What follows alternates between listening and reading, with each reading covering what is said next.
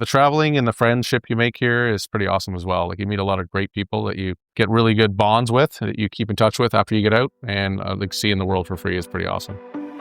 Welcome to this special series of the EdUp Canada Podcast, Sea of Opportunities.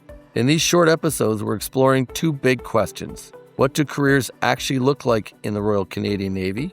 And how has the Navy set up these men and women who serve our nation for success after leaving their career in the Navy? And to get these answers, we're joined by the crew members of the HMCS St. John's Halifax, who are going to talk about their own experiences and their own careers. And we're also going to talk to the men and women who serve these boats on shore to ensure they have all the support they need as they travel the world.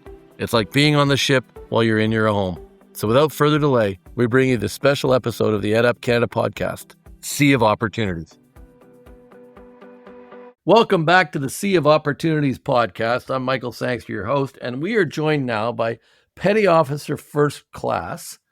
Mr. Evans has joined us. He's going to talk to us a little bit about weapons engineering technician, life on board the ship. He's on board the HMCS St. John's. We've been working our way through the whole crew, and hopefully I got that job title right. But I also want to know, what's your second job on board? Because everybody seems to have a second job.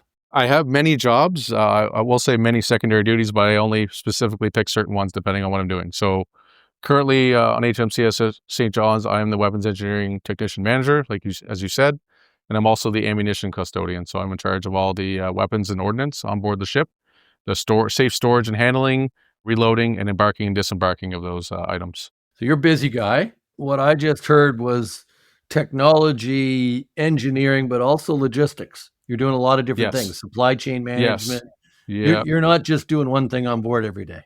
No, it's like an accounting job. You got debits and credits, and things come on and things get expended, and you get a lot of paperwork to do. What does a day look like for you? An average day, or is there no such thing as an average day on board? No, it's different. It's different all the time. I mean, right now, even today, I was doing a shotgun familiarization shoot because we're the drone defense team, because some of us have the old training. Also helping conduct a combat first aid course for some of our members on board. So there's a lot of different things throughout my day that kind of pull me away from my primary duties and keep me busy and on my toes. Keep you moving around. Talk to us. We've not asked anybody in all of our interviews about the HMCS St. John's, the platform you're on. It's a fairly old platform, but it's been renovated. Right. So it's they were built in the 90s. So it's it's getting pretty old. It's past its life cycle, unfortunately, but coastal patrol frigate. Ours is in pretty good shape, I will say, overall. Like any ship, when it gets past that life cycle, it starts to wear out and there's a lot of repairs and maintenance required. But we're making do with what we got, and it seems to be working fairly well so far for us. I wouldn't have thought it was from the 90s when I was on board. It sure looked modern and new to the average eye. We did clean it up fairly well before we deployed, yeah. You've got a lot of new weapons on board. And when I was there, you were doing a lot of testing, and you had contractors coming on board, coming off board. We kept going back into Halifax Port to drop someone off, pick somebody up because you're testing stuff. What does that look like for you in your role getting ready to deploy?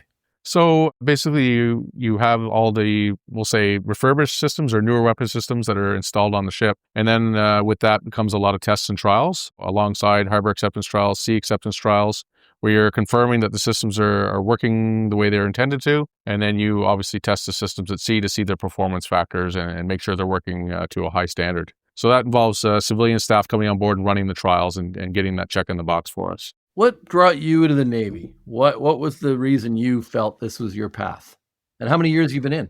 So I have 22 years in now, 3 years from retirement potentially, but I might stay in longer. We'll see. I was a cadet when I was younger. And to be honest with you, even as a cadet, I never thought it would lead me to the naval path. Never really crossed my mind. But I think the big thing for me, I grew up in the Ottawa Valley. When I finished high school, went out to the job sector, I started working in fiber optics and during the tech boom in the early 2000s.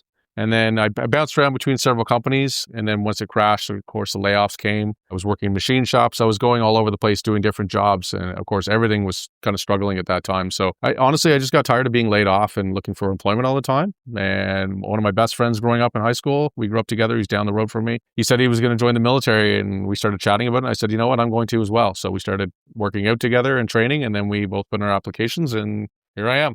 We have had the pleasure of getting to meet Vice Admiral Topshee and had him on my other podcast. And He's encouraging me at 56 and a half. I've got a 6-month window here where I can still sign up.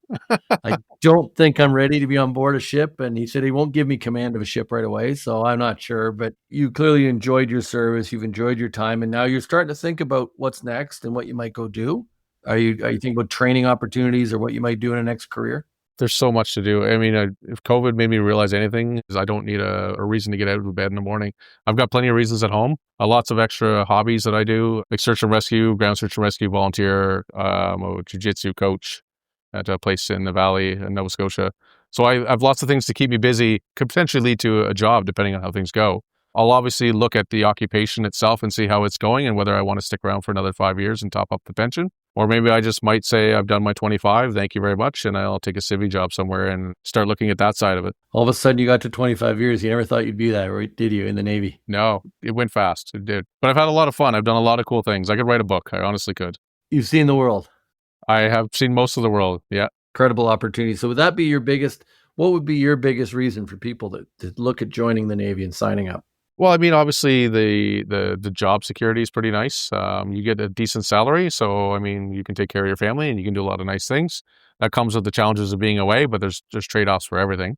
The education and training I've got is crazy. The amount of qualifications I have is wild. Like even a naval boarding party, rescue swimmer, the combat first aid, I'm a sentinel, like a Padres assistant, all sorts of things that I've done just to keep myself busy. So it's a lot of skills that are transferable to the civilian world and I can use even in my own civilian life with my family and friends. So. But yeah, the traveling and the friendship you make here is pretty awesome as well. Like you meet a lot of great people that you get really good bonds with, that you keep in touch with after you get out, and like seeing the world for free is pretty awesome. You're on board for the full deployment? I am, yes. So is there anything you want to say, a message back to Canadians in general, or just even to a friend, a family, somebody you just want to send a message to that might be listening? My family, friends, everybody at my SAR team and jiu-jitsu, miss you all. And to the rest of Canada, thanks very much for all your support. Allowing us to do this job. It's come with a lot of challenges lately, as everybody sees in the news, but we're trucking along. Well, it's appreciated. You have a role. I said to somebody yesterday, you get to wear the maple leaf on your shoulder. How many people get to say that? Oh, the crown now. Oh, it's the crown? Yeah, well, at my rank level, it's a crown. But yeah, it's pretty cool. You get to represent our country. You just have to walk around any of the harbors or be on board any of the ships. Chest is out. Shoulders are back. People are proud. You're proud of what you do, aren't you? Yeah, absolutely. I got a chance to do the National Sentry program where I was a sentry for the Unknown Soldier Tomb in Ottawa. And that was a really unique opportunity where basically you're representing all the soldiers past, present, and future. And it was very cool just to kind of represent Canada. It was probably the most proud moment I've had outside of coming back from deployments, like whether it be combat or civil aid or whatever. Well, that's fantastic. And we're talking with sailors that are on board the HMCS St. John's, and that ceremony they did last year to return a soldier from Beaumont Hamel to St. John's is one of the most emotional things I've ever sat and watched, and it was incredible. So with that, I just want to offer on behalf of our team our thanks for your service to everybody on board the ship that's doing what you do, and we wish you fair winds and following seas, and look forward to seeing you back in Halifax Port in time for Christmas. Absolutely. Well, thank you very much for your support. We really appreciate it. Thanks for listening to this special episode of the EdUp Canada Podcast, Sea of Opportunities. If you like this episode, I hope you leave a review for us as it helps more people to discover the show. If you're interested in a career in the Navy, you can click on the link in the show notes to learn all about the Naval Experience Program. Thanks for learning with us.